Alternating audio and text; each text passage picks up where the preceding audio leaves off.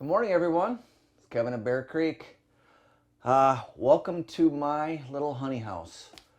It also doubles as my porch, my sunroom, my storage room. But for my little tiny operation, it actually works well as my little honey house. After I extract honey all day or all evening, I come out here to go outside in the morning, and man, it just the smell of the honey, fresh honey, just hits you, and it's just like wow. That's what mornings should feel like. So it's pretty cool actually. I realize this isn't Ian Stepler's operation that you might be used to. Just my little simple little honey house. Now, later on in the video, I'm going to show you what I did extracting yesterday and bottling. But I just wanted to go over a few things that I am using here in my little hobby operation, I guess you can say. Number one, obviously, this is my extractor. Now it's an 8-frame medium, 4-frame deep extractor. You can also do 4 medium frames and 2 deeps if you so chose to do that. This is a Vivo model 004 model. I've had several different extractors over the years, trying different ones, hand driven, whatever. For this mechanical one, I'm gonna offer my own little suggestion here. Last year I ran it without the legs on, and it was a little bit of a pain. So this year I put the legs on, and I built a stand for it to try to get it, because these things, it doesn't take much to get them to wobble a little, because one frame might be heavier in honey than another frame. So it gets out of balance quite easily. And I'm going to tell you right now, you have to bolt this to the floor somehow, some way, for it to have maximum effect for you. I spent probably 2.5 hours trying to drill holes in my garage floor. Got a concrete bit, nice one too, and I have a very, very old floor, must be very, very hard concrete. I went through a battery and a half, and I got probably about a 1/2 inch, and I needed to get 4 inches down. So I gave that up, went down in the basement, went through another battery and a half, and I got a 1.25 done. And I finally just said, you know what, screw it. In my porch here, my flooring, it's very, very old, very, very shot already. I'm gonna have to replace it eventually. All I did was I lag bolted it to the floor, right to the floor joists underneath. Next year I actually might throw some carriage bolts down with nuts and washers to really, really cinch it down, because lag bolts, with the vibration, they can pull up out of the wood. So having carriage bolts with nuts on them is probably a better way to go about it. So next year I think I might do that. Another thing that I ran into, just to ease the stress on these lag bolts that I used, I only extracted 4 frames, 4 medium frames at a time, just to keep it from getting so out of balance, because that's a lot of weight if you have 8 frames in there. And it went very, very well that way. Honestly, I didn't have hardly any bad vibration. The legs being bolted down really, really aided in having a smooth extraction process. Again, this is an electric 120 volt extractor. I would show you the inside, but there's really no need. The downside to bolting this to the floor, and I'm going to tell you this right now, this bottom is actually conical shaped. It kind of goes up so the honey flows down and can come to this gate right here. But to the bottom of the gate right here, there's probably about 5 or 6 pounds of honey before it even starts flowing out. Somehow, some way, I have to be able to get that honey out when I'm all said and done, and I haven't quite figured out how I'm going to do that. You can't exactly get your arm in and scrape it because the basket is in the way of your arm. I tried spatulas and all kinds of things. If anybody has an idea on how to do that, with the exception, I'm gonna might have to pull off the motor and the basket and everything and get in there and do it, and then I'm gonna have to put a bucket down with hot water and clean it out at the end of my honey season here. But for now, the honey can sit in the thing, and you know, it can wait another week or so, and when I extract again. But I pulled, I don't know, 6 boxes of capped honey. I only had a few hives that were my production hives this year. The rest of them, you know, just building up, making splits and resource hives and things like that from them. But so far, this is my best honey year. I've got more honey now than I ever have, and I haven't even got half my honey supers off yet. So a very, very, very good honey year. As you can see, I've got 5 cases of honey here. I've got some half-gallon jars. I've got quart jars, half-gallon jars, light honey, amber honey. I actually extracted boxes, and then I bottled the boxes as it came out. Roughly, you get 2 to 2.5 gallons per box of honey out, and I just wanted to see the difference between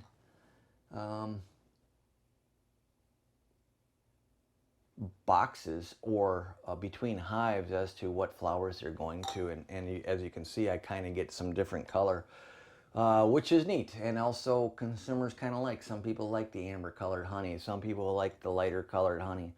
One mistake I did make when I was extracting is I let my honey build up too high.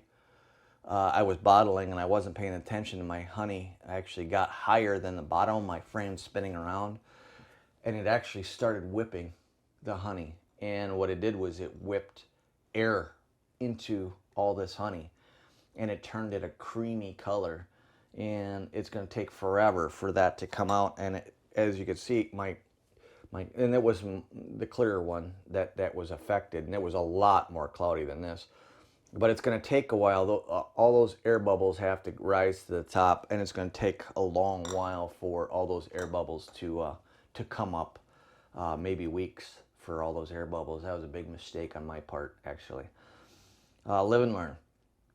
Another thing that I use, and maybe in in big operations you're not going to see this, but I just use a simple heat gun to take the cappings off of my frames. It works very, very fast, very, very efficiently. It does not burn the honey, in case you've heard that rumor before. But I mean, I literally can do a side in 20 seconds, 30 seconds. All it does is just erases the cappings on. Now, some of the thicker cappings, after you erase it, you might want to take a fork and just lightly scrape. I mean, you don't even have to take the cappings off. Lightly scrape the frame, and this will extract it right out, and all of your wax from your frames will remain intact. And that way, the next time you put them on a hive, the bees won't have to build out any wax for you.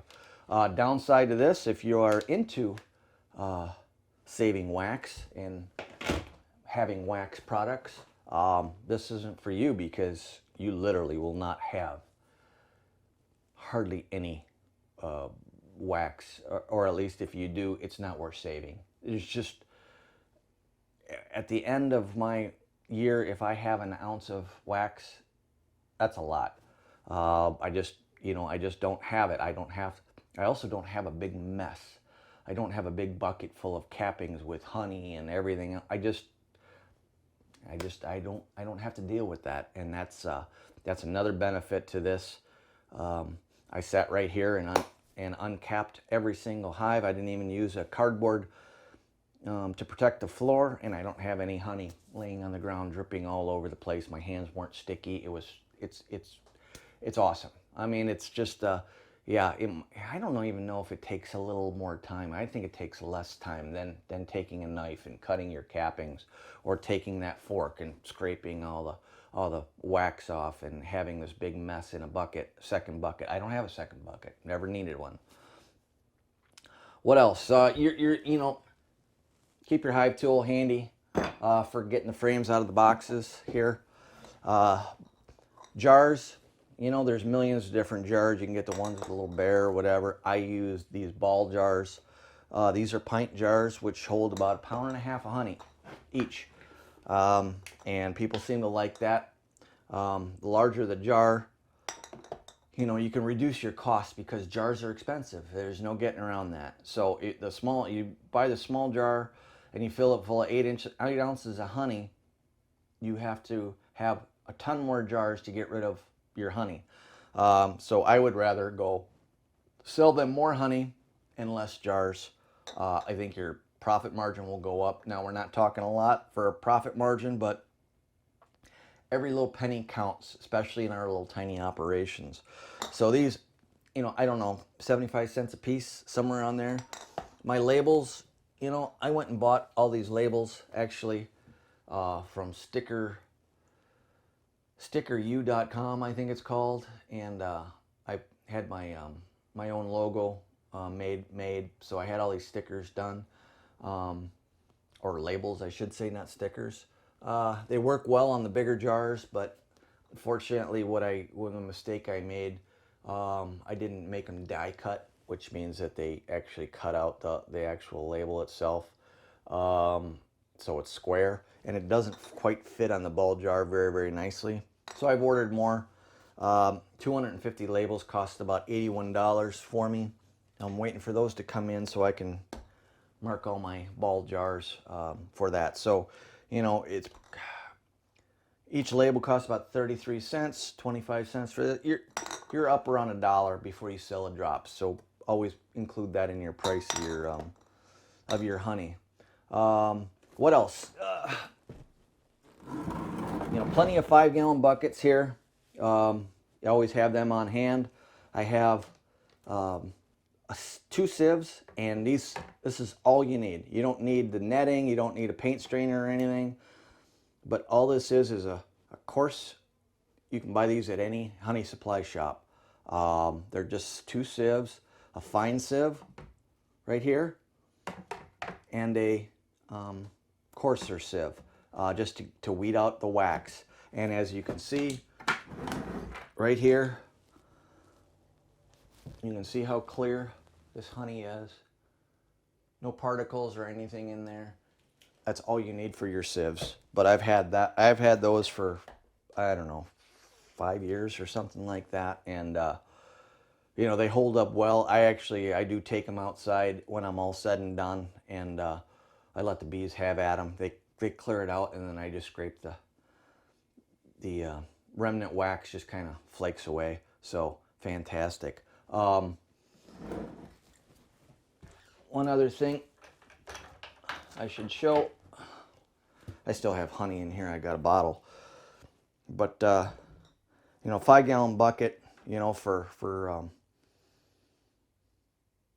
collecting your honey. You know, I just put this sieve on top of this and drain it in here. But a honey gate. You could buy these. I think you can buy 2 for $10 or something like that from Amazon. And I just core a hole in the bottom, stick these in, and that way, right after I get done extracting a bucket full, I set it up, and then I just start bottling straight away. It's very, very quick and efficient, and I can reuse these obviously over and over and over again. One tip about your buckets: do not store them outside in the sun, because the UV rays will from the sun will actually make the plastic brittle, and your top will crack off when you're putting your lids on and off. So try to store them either indoors or at least outdoors out of the sun. With that, that's about it for my little honey house here. I hope you enjoy the extraction process. It was a lot of film. I had to edit down because it's kind of rote. It's kind of boring, all of it. So I tried to reduce it down as much as possible, and you'll get the ultimate effect on it. One other piece of equipment that I wanted to show you that I have. This is not by any means necessary, but the further you get into this, the more that you're going to want to know. But this is a refractometer, and what a refractometer can tell you is two things. Number one, the Brix, which is technical term for sugar content in honey, and also it conversely tells you your moisture content in your honey. Now, why is moisture content important in honey? Well, two things. You want to keep it somewhere between 15 and 19%, right in that range. 17% is probably ideal, I would guess. Anything over 19% moisture content, and it can become, it can ferment very easily on you. Anything under 15%, and it can crystallize on you very, very quickly. Especially if you're bottling it like I am.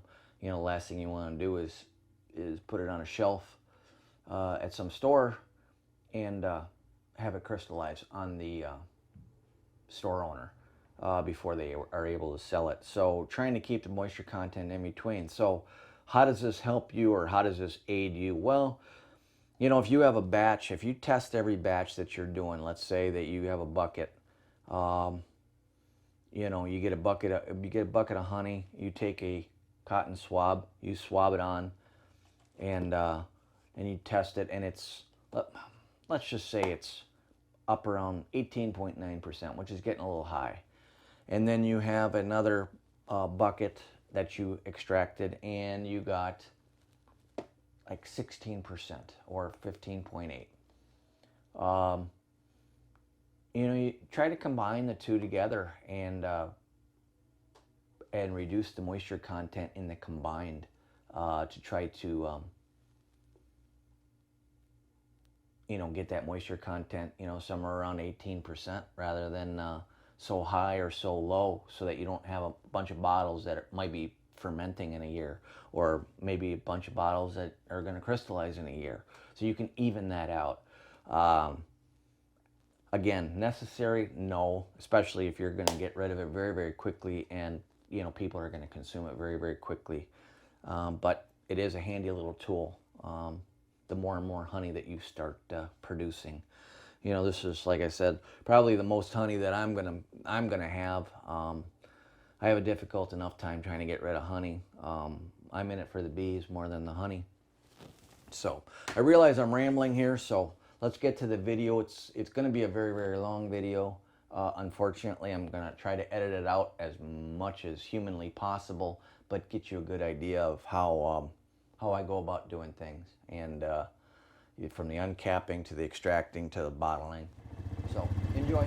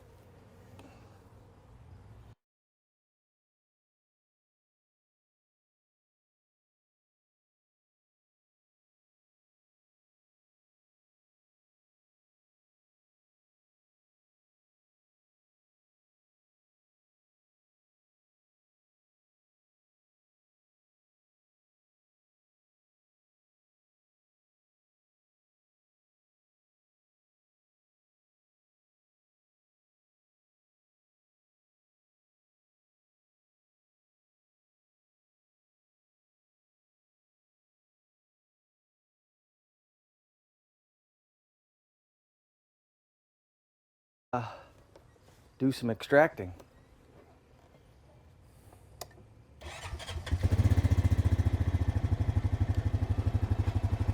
Out. Stay.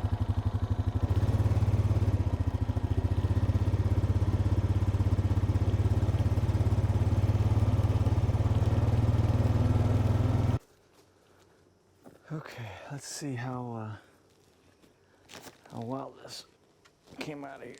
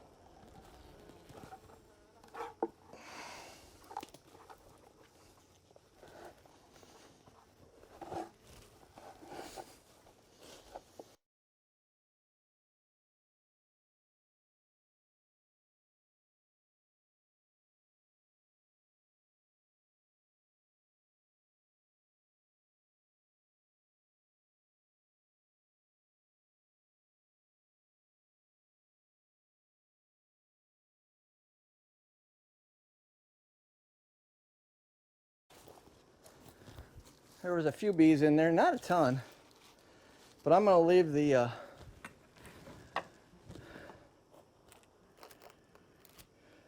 bee escape on there. Let the last few escape, but it's just a place to store it for now, to be honest with you. Being that it's 6, 7 o'clock at night, bees get really, really ornery this time of the evening. Let's continue on here, I guess.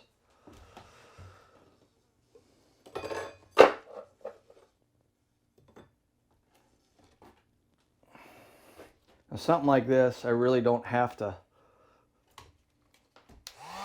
bother with too much. Just a little bit uncapping there, a little uncapping there, and a little uncapping there. The rest will uncap. It's already uncapped, actually. It's not even capped, so I don't even need to do anything with that one.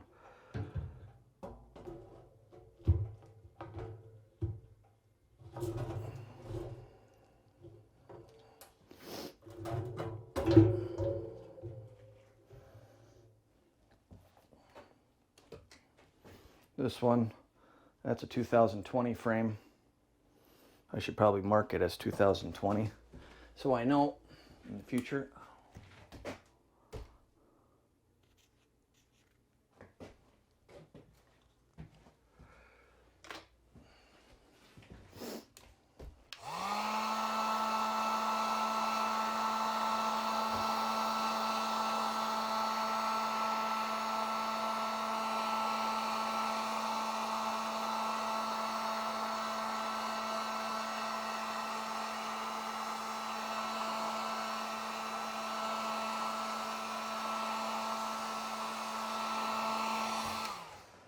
First box I uncapped was very, very amber colored.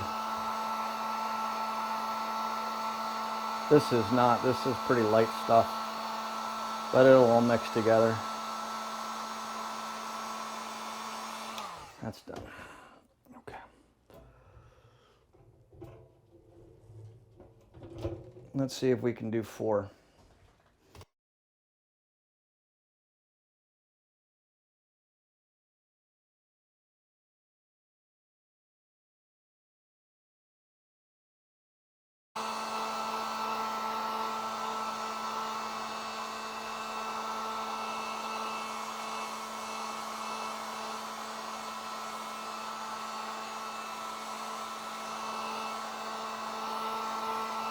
Honey extraction is probably my least favorite part of beekeeping. I suppose if I had a family effort doing this, it could be a little fun, but this is just tedious stuff to me.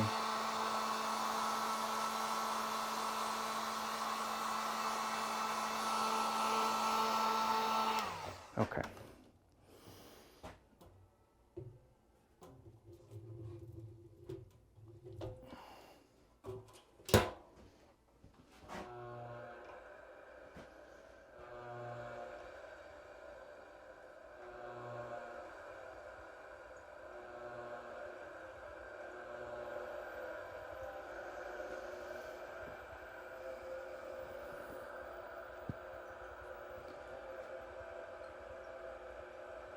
So that's pretty good. 4 of them. Very, very little wobble, which is good. I can't even hardly feel this, but I don't have it. I only have it at 20% right now, just to get it ramped up.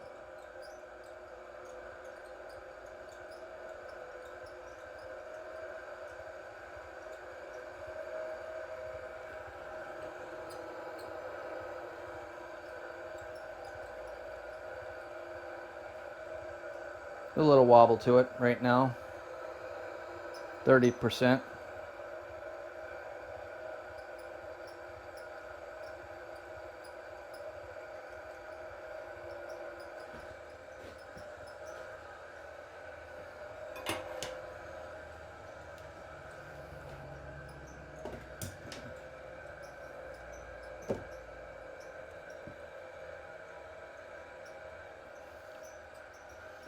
And let me just show you how it looks here.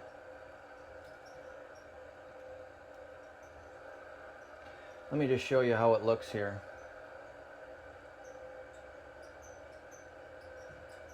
All the cells are empty. Does a really good job.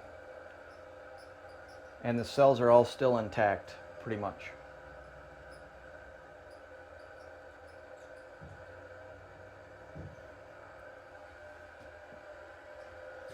Very, very nice.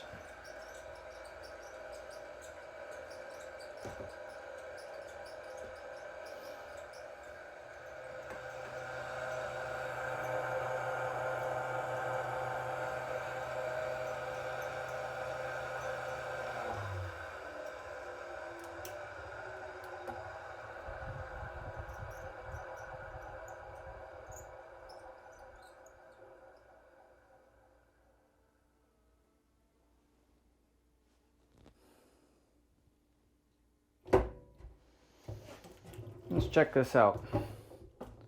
I just want to prove to you how good this is. Right there. Hope you can see that.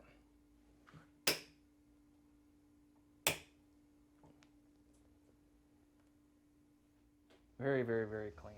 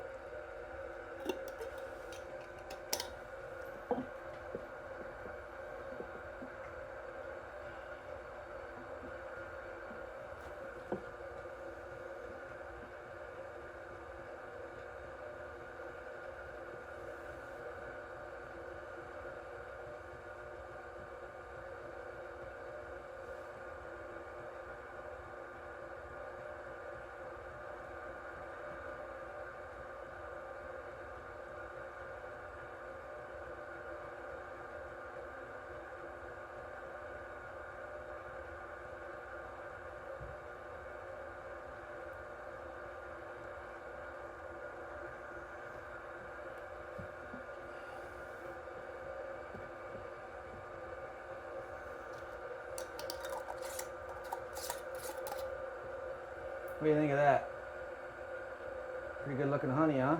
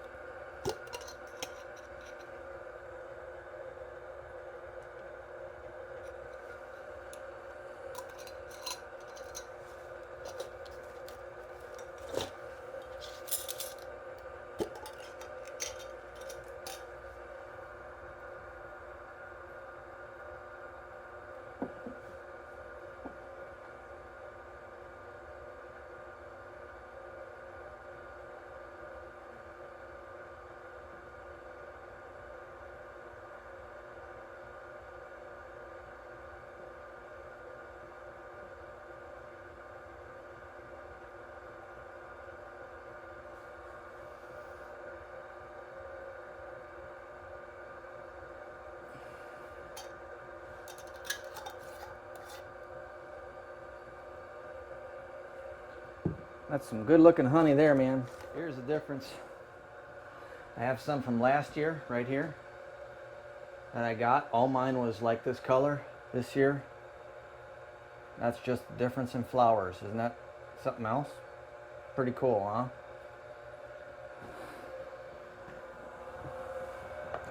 So what I have here is a refractometer, and essentially what it does is it tests the moisture content in the honey.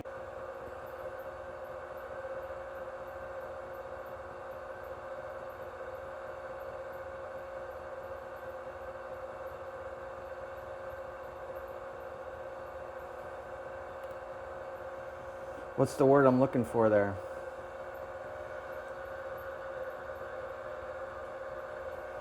Forgot what the word I was looking for, actually.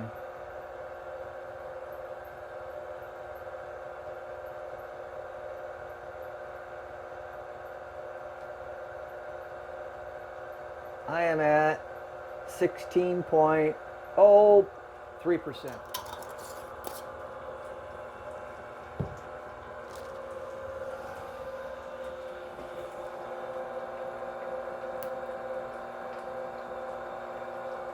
Oh, wow. Not sure what happened there.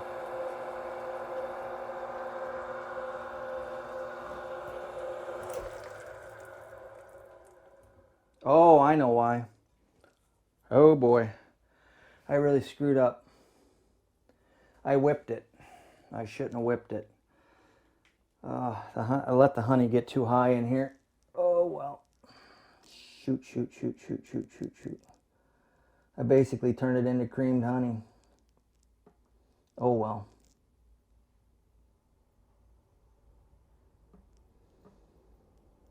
Don't ever do that. I started hearing it and I shouldn't have. But yeah, I let the honey get too high.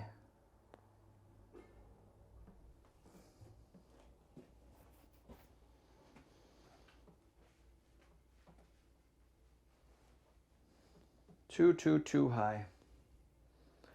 Yep, I just whip air bubbles into it. Shoot, shoot, shoot, shoot, shoot. Don't ever want to do that.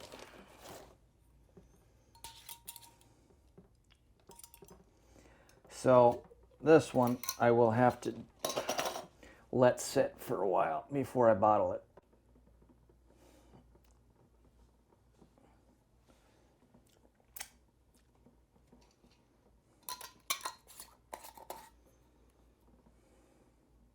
Okay.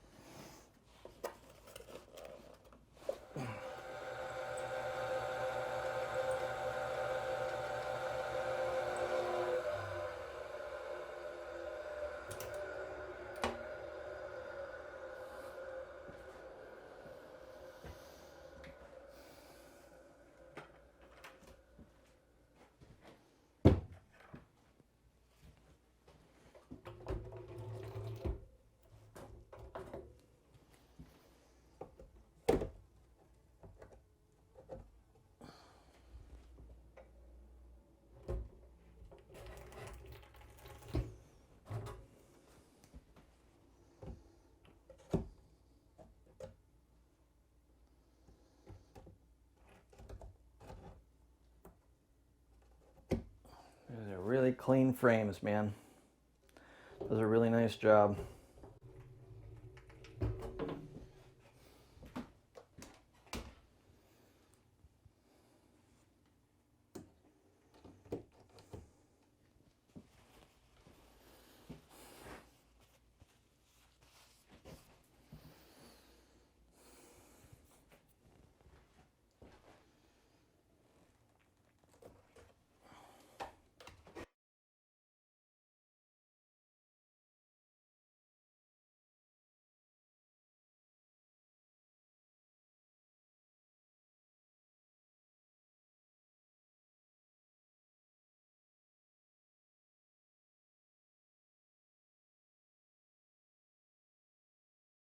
If you're ever bottling and you're selling your honey for whatever you sell it for per pound, you have to take into account your cost of your bottles, your cost of your labor or labels in every pound that you sell. Now this is about a 1.5 pound jar right here. I used to do 1 pound jars, but you know, the bottle itself cost me about 75 cents for this, and the label cost me probably another 75 cents per jar. So that's $1.50 before you even sell a drop. So when you sell your honey for, you know, whatever around here, you know, if you're selling it to somebody that's going to resell it, you know, you're probably selling it around $6 a pound, somewhere in that neighborhood. And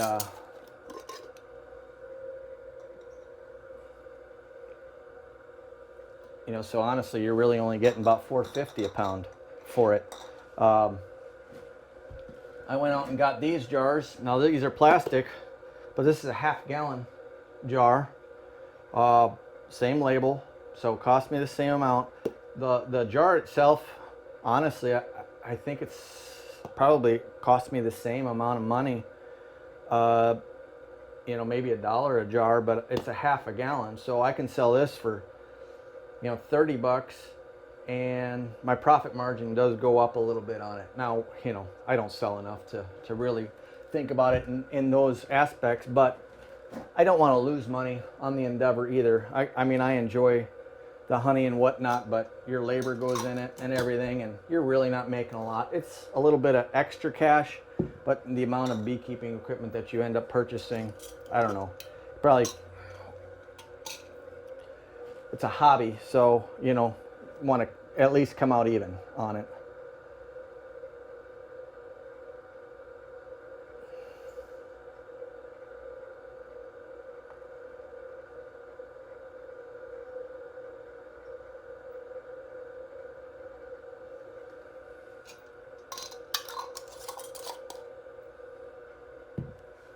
Okay, yeah, these are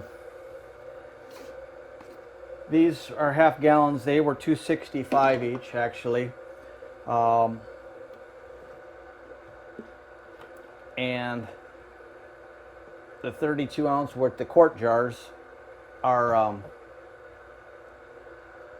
$1.55 each. So they are more expensive, but they hold all, you know, 3 times the amount, 4 times the amount. Okay, let's clean that up a little bit.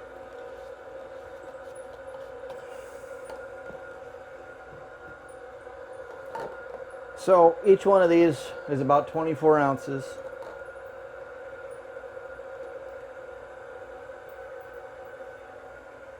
And I got a 1/2 gallon jug and a quart jug. And that all came from 1 box of frames. So not too bad at all, actually.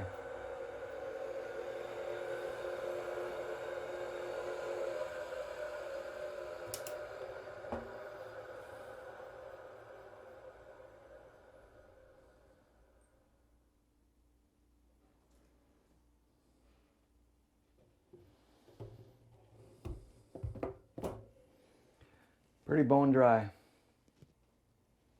Pretty good. Excellent.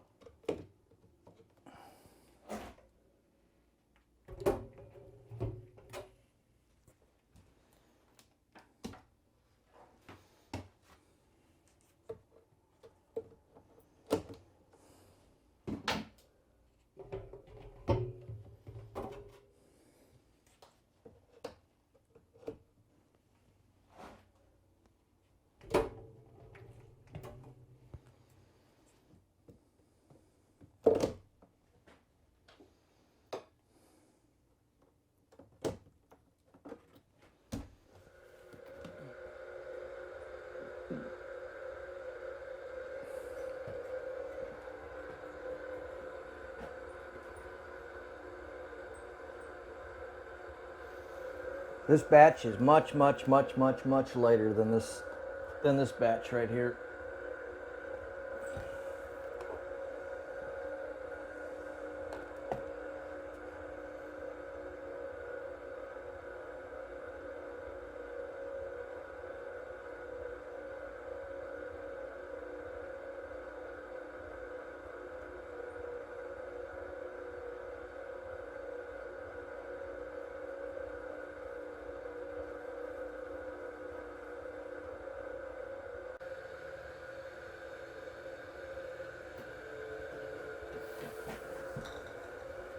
This batch is slightly darker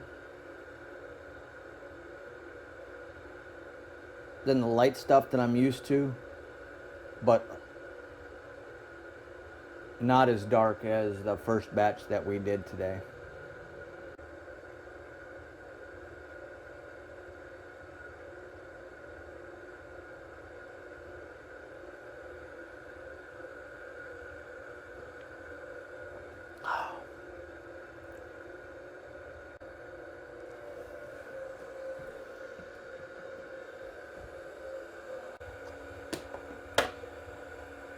Well, let's take another sample from the refractometer.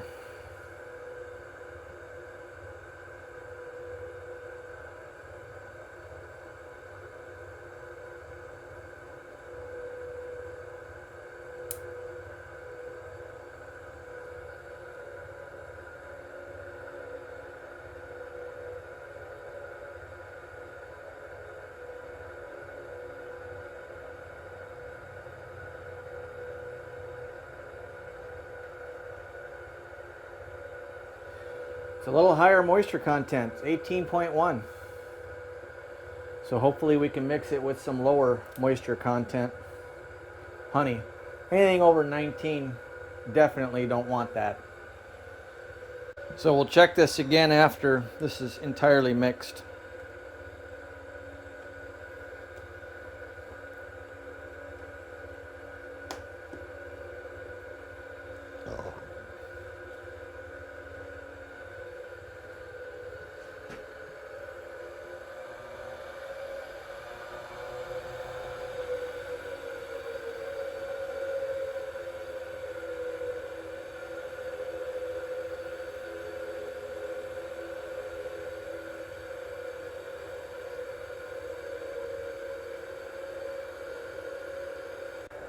You want your moisture content under 19 and over 15.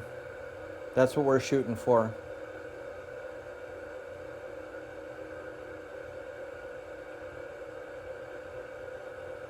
$17 is a good number. Our first batch was 17.3. This one's 18.1. There was a couple more frames in there that I noticed weren't fully capped.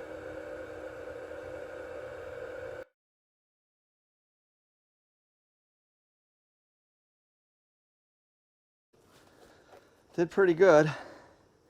Not many bees in here, to be honest. A few. A few. Ugh! And I'm getting stung right through my shirt. Ow, ow, ow, ow, ow, ow, ow.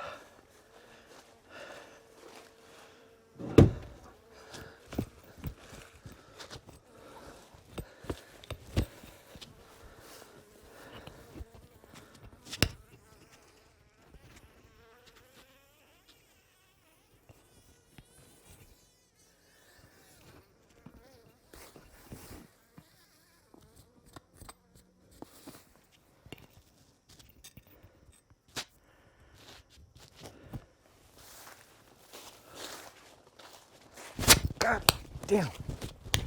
Fucking thing. Damn. They got a little uppity on me, for sure.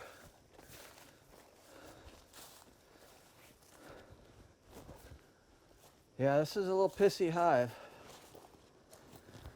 There was a few bees in there, not a ton. But I'm going to leave the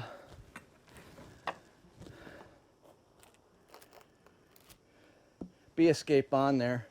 Let the last few escape, but it's just a place to store it for now, to be honest with you. Being that it's 6, 7 o'clock at night, bees get really, really ornery this time of the evening.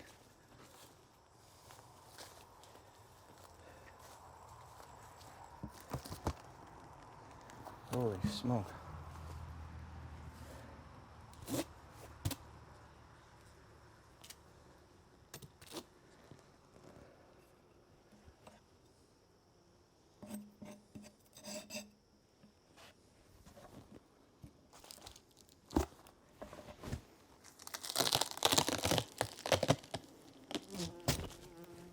Okay. Okay. Yep. I should know better than that.